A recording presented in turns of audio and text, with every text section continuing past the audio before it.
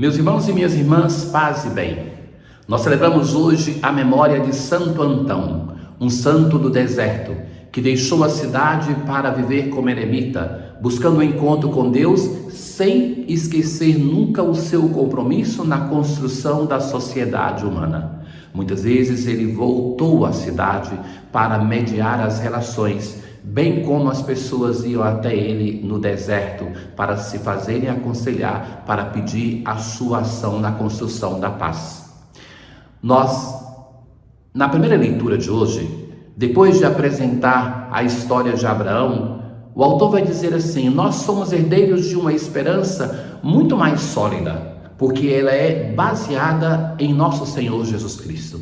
E é esse mesmo Jesus Cristo que no Evangelho de hoje, depois de um episódio que nos narra Marcos, ele vai dizer assim: a lei foi feita para o homem e não o homem para a lei. Somos chamados a um discernimento que nos leva a uma liberdade, a uma esperança, para de fato sermos cristãos no mundo, na igreja de hoje. Ouçamos.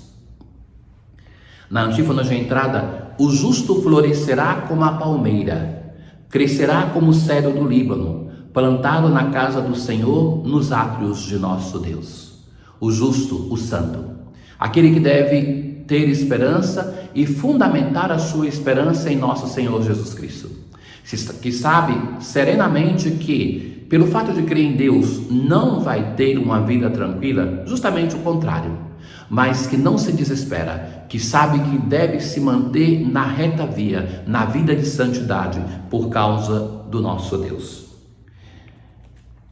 Nós continuamos a escutar a carta aos Hebreus, que vai dizer assim: Deus não é injusto para esquecer aquilo que estáis fazendo e a caridade que demonstrastes em seu nome. O autor vai dizer para o seu interlocutor, não é muito fácil dizer para uma comunidade, porque sobretudo aqui a carta aos Hebreus não é uma carta direcionada a uma comunidade, mas com uma grande homilia sobre nosso Senhor Jesus Cristo. E ele vai dizer assim: a caridade que vocês estão fazendo para o bem dos outros, Deus não vai esquecer, Ele não é injusto. Mas desejamos que cada um de vós mostre até ao fim este mesmo empenho. Pela fé e a perseverança se tornam herdeiros das promessas. E o modelo desta promessa que vai ser nos apresentada é aquela de Abraão. A história de Abraão nos fala de um homem que, de uma mulher estéril, eles anciãos, não têm filhos, e Deus promete para ele uma terra e uma descendência. Uma descendência que não é somente um filho, mas uma descendência que é incontável, como as estrelas do céu, como a areia do mar. Essa descendência somos nós. E Abraão acredita, Abraão confia. Nós somos também herdeiros de uma promessa. Afinal, Deus não tinha algo melhor para jurar, a não ser por Ele mesmo.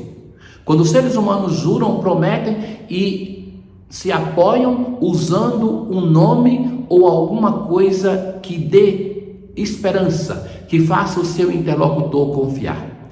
Deus não tinha algo melhor para oferecer como garantia da sua promessa. E por isso Ele vai dizer: eu te cumularei de bênçãos e te multiplicarei em grande número. E assim Abraão foi perseverante e alcançou a promessa. Em Abraão nós vemos esse modelo de fé.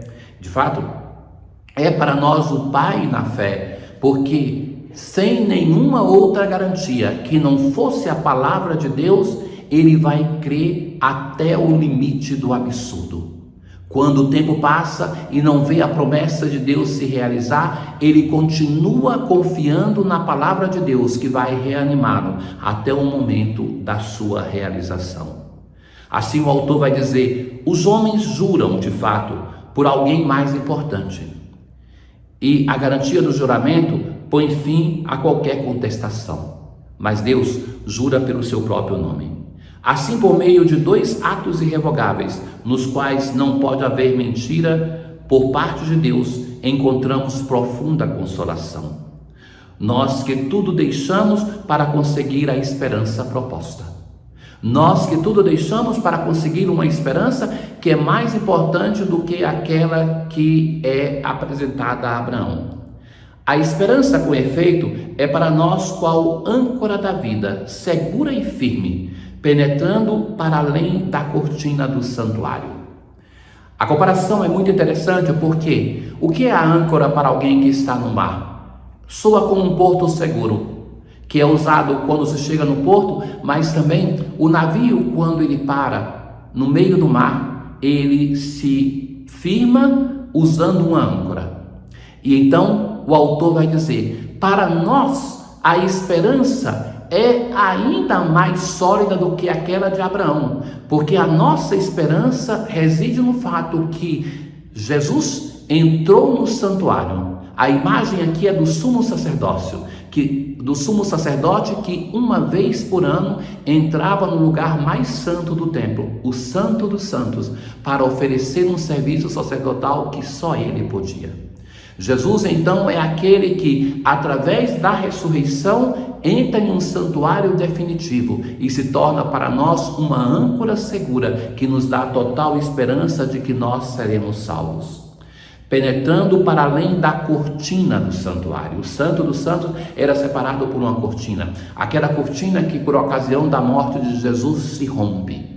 E que, então, é um sinal de que, a partir de agora, não existe tal separação, porque Ele, o Cristo, abriu para nós a porta do Santo dos Santos. Aonde Jesus entrou por nós, como precursor, feito sumo sacerdote eterno, na ordem de Melquisedeque. No Salmo responsorial de hoje, o Salmo 110, o salmista assim vai rezar: eu agradeço a Deus de todo o coração, junto com todos os seus justos reunidos. É uma celebração litúrgica de agradecimento, de reconhecimento pelas maravilhas que Deus fez. Que grandiosas são as obras do Senhor. A obra da criação, primeiramente. Depois, o Senhor é bom e clemente, nos deixou a lembrança de suas grandes maravilhas. Ele dá alimento aos que o temem. Quando o povo está no deserto, o maná que cai do céu, e jamais esquecerá a sua aliança. A aliança que ele fez com Abraão, outras alianças, mas a aliança nesse momento aqui mencionada, aquela entre Deus e todo o povo, através de Moisés. Enviou libertação para o seu povo, a libertação do Egito e tantas outras libertações ao longo da história da salvação. Confirmou sua aliança. Seu nome é santo e é digno de respeito. Permaneça eternamente o seu louvor. Na aclamação ao Evangelho de hoje, que o Pai do Senhor Jesus Cristo vos dê do saber o Espírito, para que conheçais a esperança reservada para vós como herança. Jesus hoje, no Evangelho, ele está passando com seus discípulos em um campo de trigo. Eles têm fome, era um dia de sábado, e eles começam então a arrancar as espigas para comer. Então os fariseus vão dizer: olha, por que eles fazem em dia de sábado o que não é permitido? E Jesus, como faziam os rabinos do seu tempo, vai recordar um episódio do Antigo Testamento, quando o sacerdote era Abiatar. Davi passa por aquele campo com a sua tropa e eles têm fome. Falam com o sacerdote e ele não tem outro alimento senão o pão que está sobre o altar, que era para ser consumido no ritual pelos sacerdotes. E ele então come e dá aos seus soldados. E Jesus termina dizendo: o sábado foi feito para o homem e não o homem para o sábado. Portanto, o Filho do Homem é Senhor também do sábado. No tempo de Jesus tinha diversos modos de interpretação da prática da lei do sábado. Um era aquela dos fariseus e outra aquela de Jesus. Jesus vai dizer que a lei do sábado, tão importante para Israel, e que também é a imagem de toda a doutrina que nós cremos e que devemos praticar, mas que no centro disso está o ser humano, que a sua vida, o seu valor deve ser respeitado, porque ele é a grande imagem e semelhança que Deus nos deixou de si mesmo.